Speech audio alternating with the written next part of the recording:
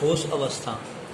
आज हम पढ़ने जा रहे हैं ठोस अवस्था चैप्टर को आज की इस वीडियो में, जिसमें हम ये जानने का प्रयास करते हैं कि ठोस अवस्था के अंतर्गत पदार्थ किस रूप में रहता है, पदार्थ के अणु किस तरह अटैच होते हैं। ठीक है जी, ये बातें हमें इसमें पढ़नी हैं। और मॉलिक्यूल किस क्रम में लगे हुए होते हैं, बहुत सारी चीज़ें इसमें आपको पढ़ने को सीखने को मिलेंगी। ठीक है, समझ में आ रहा बेटे, कोई दिक्कत तो नहीं है। अब देखिए, सबसे पहले हम ठोस अवस्था को जानना चाहेंगे कि इसे अंग्रेजी में क्या बोलते हैं, इंग्लिश में क्या कहते हैं। क्या कहते हैं इसको?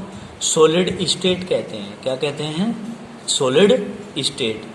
परिचय क्या है? परिचय है इंट्रोडक्शन बोलते हैं हम इसको, परिचय को इंट्रोडक्शन बोलते हैं। तो हम क्या कहेंगे?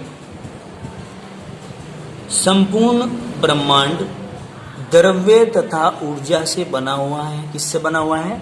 द्रव्य तथा ऊर्जा से बना हुआ है। किससे भाई? Mass and energy. समझ में आई बात? The universe is the composition of mass and energy, दोनों के मिक्सअप से मिलकर के बना हुआ है। क्लियर होगी इतनी बात? समझ में आ रहा बेटे? हाँ आ रहा समझ। अब आगे देखो, द्रव्य ब्रह्मांड का निर्माण करने वाला कारक है, जबकि ऊर्जा इसकी क्रियाओं को संचालित करने वाला कारक है। क्या कहा? द्रव्य ब्रह्मांड का निर्माण करता है और ऊर्जा इसकी क्रियाओं को, ब्रह्मांड की क्रियाओं को संचालित करती है, स्टिमुलेट करती है। समझ में आई बात? समझ में आ रहा है? हाँ जी कह दो, समझ में आ रहा है। अब देखो, विभिन्न उपयोगों या प्रयोगों, विभिन्न प्रयोगों के आधार पर और सिद्धांतों के आधार पर यह तथ्य सिद्ध हो चुका है कि द्रव्य का निर्माण अति सूक्ष्म कणों से मिलकर होता है। किससे मिलकर होता है भाई? अति सूक्ष्म कणों से मिलकर होता है। अति सूक्ष्म कण कौन कौन से हैं वे बताओ बेटे? उनको कहते हैं हम परमाणु, अणु अथवा आयन। क्या कहते हैं? परमाणु, अणु अथवा आयन, ये कहते हैं उनको। बताओ जरा, इतनी बात समझ में आई क्या? यहाँ तो भाई दिक्कत है अभी। देखो अब क्या करेंगे, ये कण परमाणु यानी कि तत्वों, आयन आयनिक यौगिकों में, अथवा अणु यौगिकों में हो सकते हैं। यौगिकों में अणु हो सकते हैं, आयनिक यौगिकों में आयन हो सकते हैं, और तत्वों में परमाणु के रूप में हो सकते हैं। कौन? ठोस अवस्था के अंदर। ठीक है, अति सूक्ष्म कण जो होते हैं वो इस रूप में हो सकते हैं। ये कण एकांकी नहीं रहते, वरन हमारे द्वारा प्रयोग किए जा रहे द्रव्य के घटकों में असंख्य घटक कण होते हैं। हमारे द्वारा जो प्रयोग किए जा रहे हैं द्रव्य के घटक, उसमें असंतुलित संख्या के मात्रा में घटक कण उपस्थित होते हैं तथा इन कणों के मध्य कार्य करने वाले अंतराकणीय बल इन्हें एक विशिष्ट भौतिक अवस्था प्रदान करते हैं। मतलब ठोसों के अंदर अंतराकणीय बल, अंतराकणीय मतलब दो कणों के बीच में जो बल लगा हुआ है, दो कणों के बीच में जो अट्रैक्शन फोर्स लगा हुआ है, समझ में आई बात?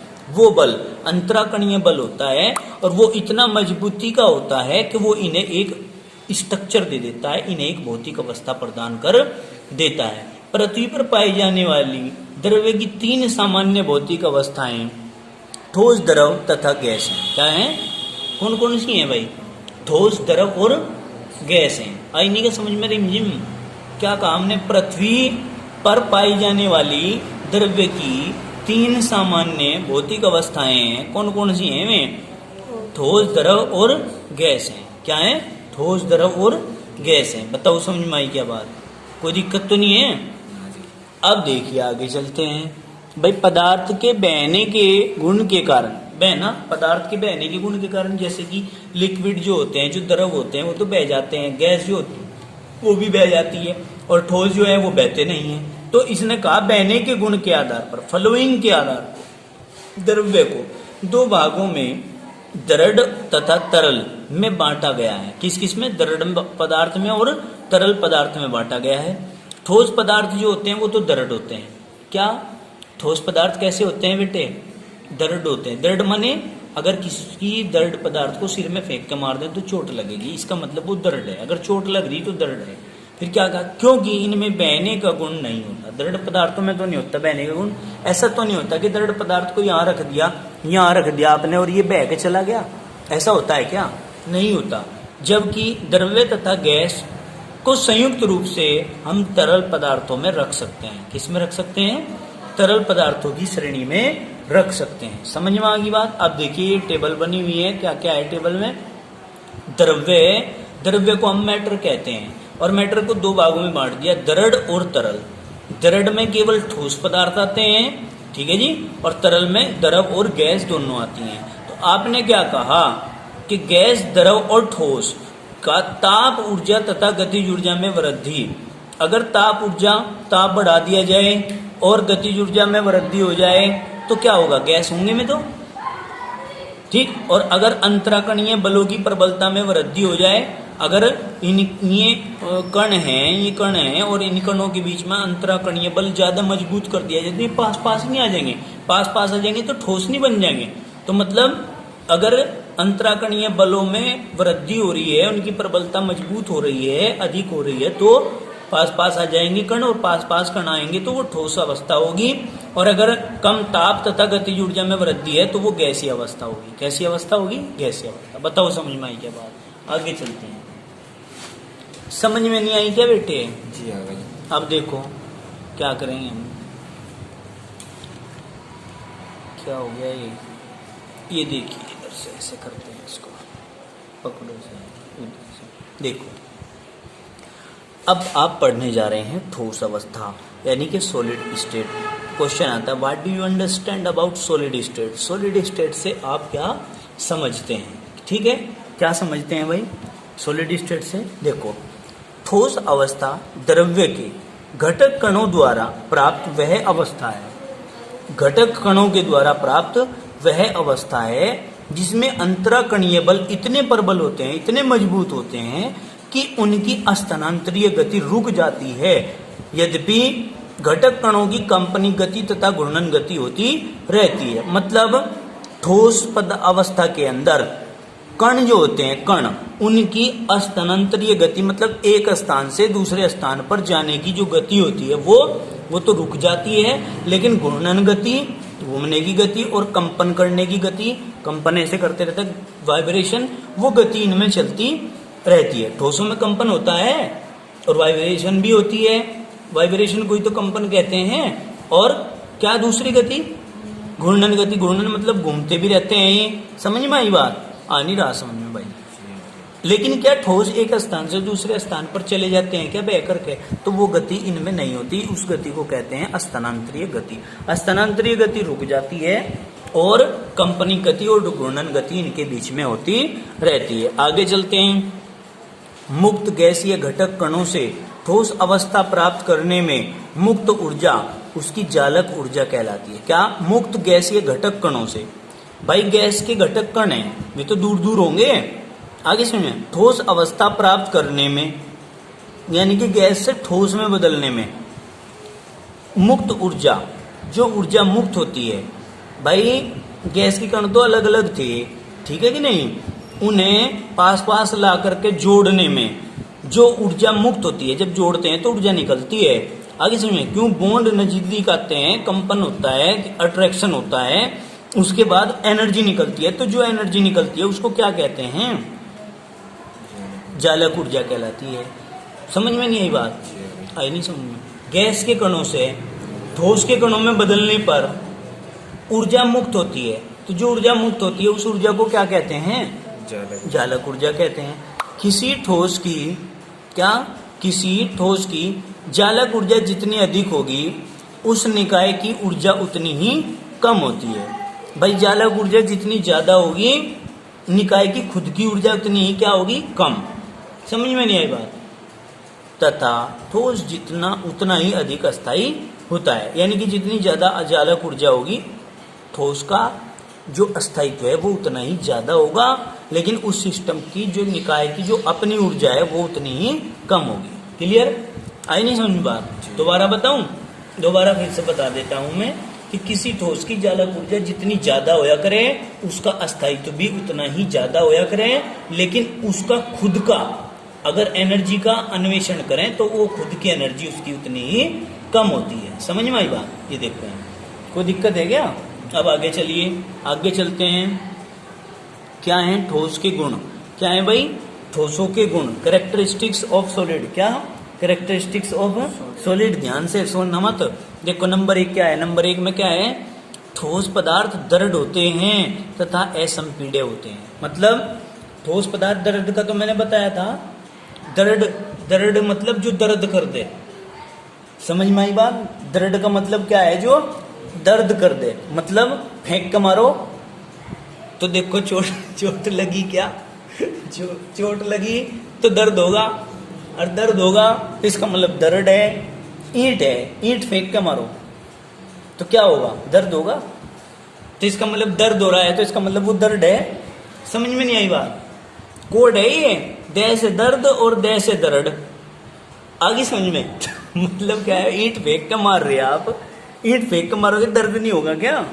तो मतलब ईंट कैसी है? दर्द है।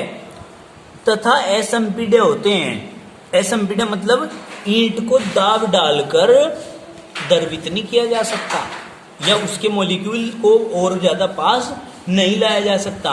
अगर आप कोशिश करोगे भी तो वो चूर चूर तो हो जाएगी, लेकिन उसके अणु पास नहीं आएंगे। इनका घनत्व तथा यांत्रिक शक्ति उच्च होती है। मतलब इनका घनत्व, वजन, घनत्व का मतलब होता है द्रव्यमान। ठोसों के द्रव्यमान ज्यादा नहीं होता, ठीक है? ठोसों का द्रव्यमान क्या होता है? ज्यादा होता है। और भाई यांत्रिक शक्ति, ठोसों के जो यंत्र हो उनकी शक्ति भी बहुत उच्च होती है। समझ में आई बात? तो हमने कहा कि दृढ़ होते हैं, असंपीड्य होते हैं, घनत्व ज्यादा होता है, यांत्रिक शक्ति भी ज्यादा होती है। क्लियर? अब आगे चलो। इनका आकार, द्रव्यमान तथा आयतन निश्चित होते हैं। ठोसों का, ये तो कक्षा 8 से पढ़ते आ रहे हो आप। क्या पढ़ते आ रहे हैं? कि इनका आकार, द्रव्यमान तथा आयतन निश्चित होता है। आगे देखो, प्रबल अंतराकणीय बलों के कारण घटक कणों की स्थिति निश्चित होती है। क्या भाई? घटक कणों की जो स्थिति होती है वो निश्चित होती है। क्यों निश्चित होती है? क्योंकि इसके जो घटक कण हैं उनके बीच में प्रबल बल लगता है। ये स्थानांतरीय गति नहीं करते, एक स्थान से दूसरे स्थान पर ये नहीं जाते, जबकि इनके अक्ष पर कंपन और घूर्णन गतियां होती रहती हैं। अभी हमने पढ़ा था कुछ टाइम पे पहले, आई नहीं समझ में? इनके अंदर कंपन गति और घूर्णन गति होती रहती है, परंतु स्थानांतरीय गति इनके बीच में नहीं होती है। आगे चलिए। गर्म करने पर ठोस पदार्थ द्रव में परिवर्तित हो जाते हैं। अगर हम इसे गर्म कर देंगे तो गर्म करने पर ठोस काय में बदल जाता है? बताओ? द्रव में बदल जाता है। बताइए, इतनी बात समझ में आई क्या? ठीक है, अब आगे चलते हैं। ठोसों का वर्गीकरण क्या कहेंगे? इस आधार पर ठोस निम्नलिखित 2 प्रकार के होते हैं। कितने प्रकार के? 2 प्रकार के। नंबर 1 क्रिस्टलीय ठोस, जिसको हम कहते हैं क्रिस्टलाइन सॉलिड।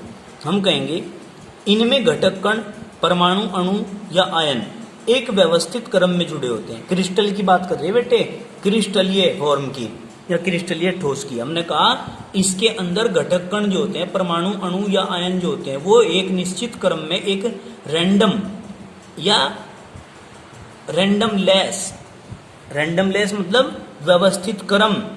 समझिए, रैंडम तो अनियमित होती है और अनियमित का उल्टा क्या हो? नियमित। तो हमने कहा रैंडम लेस मतलब व्यवस्थित क्रम में जुड़े होते हैं। इस निश्चित त्रिविमीय व्यवस्था को क्रिस्टलाइन जालक कहते हैं। सुनो ध्यान से, हमने कहा डेफिनेट भी कह सकते हो, व्यवस्थित को डेफिनेट भी कह सकते हो आप। हमने कहा इनमें घटक कण कौन कौन? परमाणु, अणु अथवा आयन एक निश्चित क्रम में मतलब डेफिनेट सीक्वेंस में जुड़े हुए होते हैं। इस निश्चित त्रिविम व्यवस्था को क्रिस्टल जालक कहते हैं। क्या कहते हैं भाई? क्रिस्टल जालक। क्लियर होगी बात? अब देखो, कुछ ठोसों में द्विविमीय मतलब 2D, द्विविमीय किसको बोलते हैं भाई? 2D व्यवस्था भी होती है। क्या होती है? 2D व्यवस्था भी होती है। जैसे ग्रेफाइट, शर्करा निश्चित होती है। आगे इसमें क्या होती है भाई? 2D व्यवस्था है, निश्चित स्ट्रक्चर होगी इसकी, कणों की। सिल्वर, कॉपर, आयरन, सल्फर सब क्या है? इसके उदाहरण है। क्या है? सब के सब इसके उदाहरण है। कौन कौन? सिल्वर, कॉपर, आयरन और सल्फर क्या है इसके क्रिस्टलीय ठोस के उदाहरण है। समझ में आ गई बात, कोई दिक्कत तो नहीं है। आगे चलते हैं, आगे आते हैं हम किस पे भाई, अक्रिस्टलीय ठोस पर। किस पर, अक्रिस्टलीय ठोस पर। अक्रिस्टलीय इसको अंग्रेजी में कहते हैं एमोर्फस सॉलिड। एमोर्फस, ए माने एब्सेंट, मोर्फिज्म माने मोर्फोलॉजी, मतलब ए माने तो होता है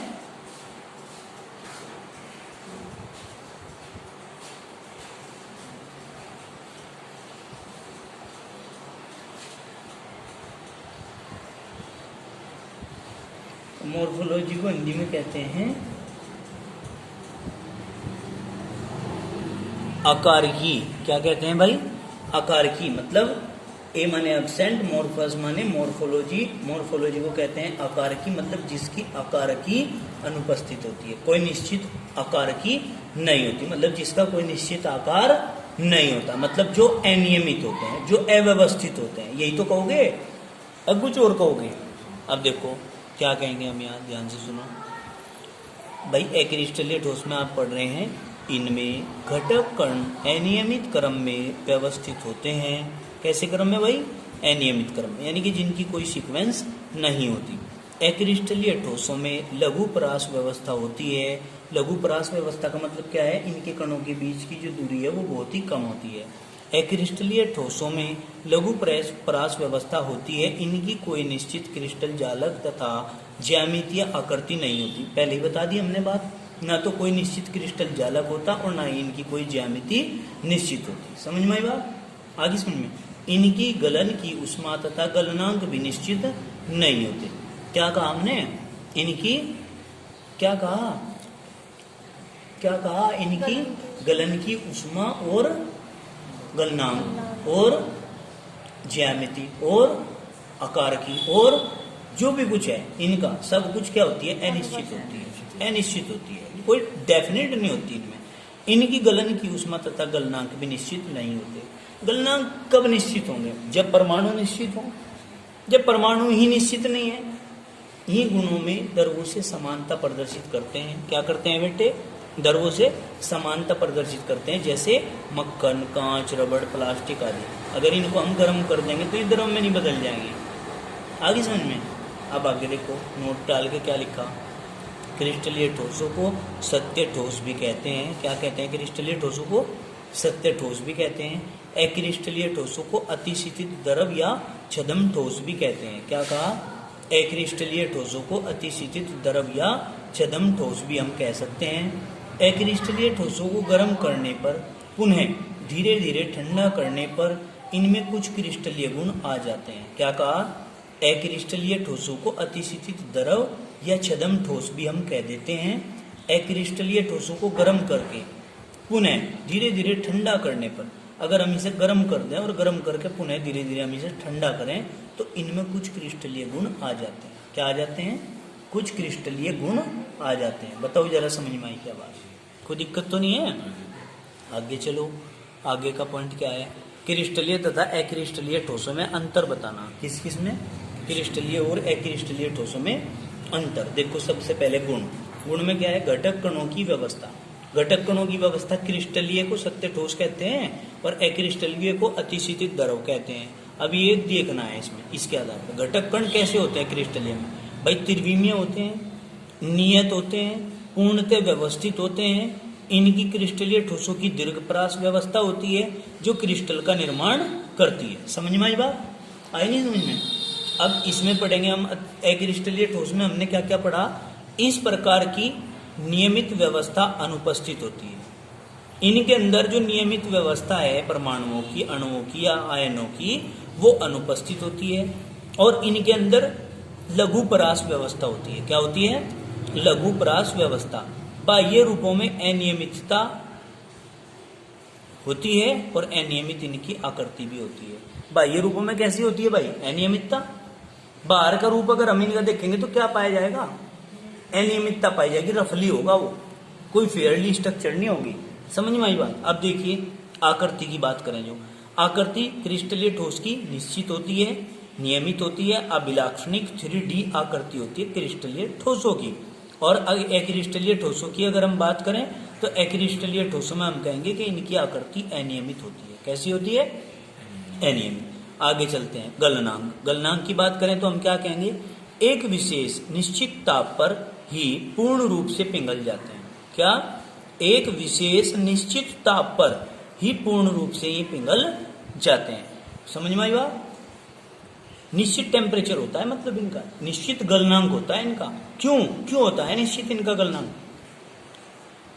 क्योंकि इनके कण निश्चित व्यवस्था में जुड़े हुए होते हैं, निश्चित बल से आपस में जुड़े हुए होते हैं। आगे देखिए, अनिश्चित अर्थात ताप की एक परास में पिघलते हैं। ठीक है, गलनांक में क्या कहा? अक्रिस्टलीय ठोसों के केस में कि अनिश्चित अर्थात ताप की एक परास में पिघल जाते हैं। अनिश्चित होता है और ताप की एक परास में क्या हो जाएंगे? पिघल जाएंगे।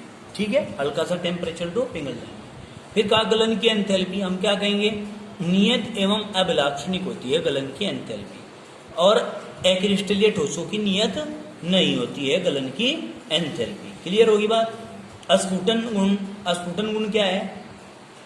क्रिस्टलीय ठोसों का तीक्ष्ण औजारों की सहायता से इन्हें समतल चिकनी सतहों वाले भागों में काटा जा सकता है। क्या कहा भाई? तीक्ष्ण औजारों की सहायता से, यानी कि तेज धार वाले औजारों की सहायता से हम इनको समतल चिकनी सतह वाले भागों से काट सकते हैं। किसको? क्रिस्टलीय ठोस को। और अक्रिस्टलीय ठोस को क्या कहा भाई? छोटे भागों में काटने पर भागों की सतह अनियमित होती है। कोई निश्चित व्यवस्था से हम इसे काट भी नहीं सकते। क्यों नहीं काट सकते? क्यों नहीं काट सकते? आकार अनियमित होता है। हाँ, क्योंकि उनकी कणों की जो व्यवस्था है वो अनियमित हो, और क्रिस्टलीय वालों की नियमित होती है। वे सतह दर सतह लगे हुए होते हैं। ठीक है, अब देखिए उदाहरण। उदाहरण क्या है बेटे? उदाहरण है क्रिस्टलीय ठोस का धात्वें लवण बहुलक, जैसे HDPE हाई डेंसिटी पॉलीएथिलीन, ये लिखा हुआ भी है हाई डेंसिटी पॉलीएथिलीन इत्यादि। और अगर हम बात करें अक्रिस्टलीय ठोसों के उदाहरण की तो क्या कहेंगे? कांच, रबड़, प्लास्टिक, अक्रिस्टलीय सिलिका, बहुलक जैसे LDPE, मतलब लो डेंसिटी पॉलीएथिलीन भी हम इसको कह सकते हैं। क्लियर होगी बात? कोई दिक्कत तो नहीं है? तो देखिए, इसमें से चैप्टरों में से कुछ ना कुछ सिलेबस कट चुका है। जो सिलेबस कट चुका है उसको हम नेक्स्ट टाइम पढ़ेंगे, और हम अपना नया टॉपिक जो है हमारा, जिसका नाम है समदेशिकता, इसको कल की वीडियो में बनाएंगे। आज के लिए इतना ही काफ़ी। धन्यवाद। इसको हम अंग्रेजी में आइसोट्रोपी बोलते हैं। कल पढ़ेंगे। धन्यवाद।